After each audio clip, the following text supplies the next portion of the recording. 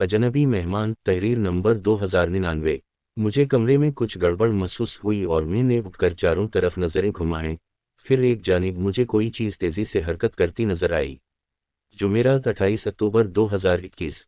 आयद करदा जावेद। ये चंद माह पहले का वाक़या है मगर मेरे लिए इंतहाई यादगार बन गया है क्योंकि ये न सिर्फ यादगार है बल्कि खासा पुरअसरार और दिलचस्प भी है। मेरे बैचलर ऑफ आर्ट्स के इम्तिहानात होने वाले थे मगर उनसे कुछ ही दिन पहले अचानक मेरी तबीयत खराब हो गई। कई रोज तक बिस्तर से हिला जुल भी ना गया। नकाहत इस कदर थी कि बिस्तर से उठती तो सर चकराने लगता और मजबूरा मुझे दोबारा लेट जाना पड़ता। इस सब में पढ़ाई भी डिस्टर्ब होकर रह गई थी। डॉक्टर की हिदायत पर मुसलसल कई रोज दवा खाने के बाद कुछ इफाका हुआ। इस दौरान मेरा एक हफ्ता ज़ाया हो गया था और कमज़ोरी अलग महसूस हो रही थी। इम्तिहान से एक हफ्ता कबल अमी ने मुझे सख्ती से हिदायत की कि रोज़ रात को दूध पीकर सोना है और रात देर तक पढ़ाई नहीं करनी। जारी है, जो तैयारी करनी है वो सुबह उठकर कर लेना।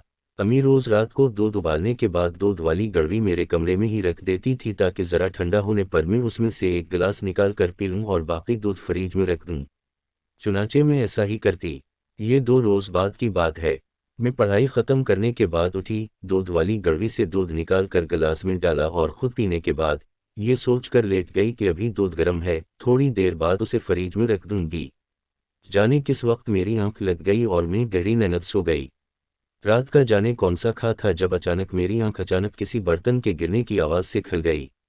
मुझे कमरे में कुछ गड़बड़ महसूस हुई और मैंने उठकर चारों तरफ नज़रें घुमाएं। फिर एक जानिब मुझे कोई चीज़ तेज़ी से हरकत करती नजर आई, जिसे देखकर मेरी घड़ी बंध गई।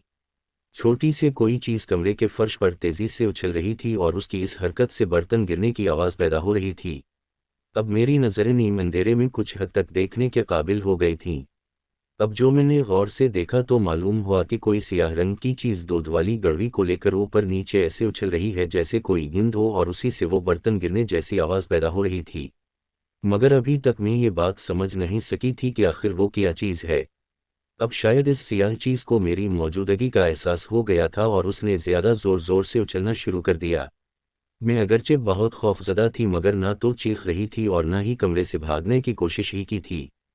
फिर मैंने हिम्मत जुमा की और उठकर कमरे की लाइट जला दी। अब मंजर वाज़ेह था, सो मैंने गड़वी की तरफ बगौर देखा। हाँ, बे इख्तियार मेरे मुंह से निकला। सियाह रंग की बिल्ली गड़वी में मुंह फंसाए बैठी थी।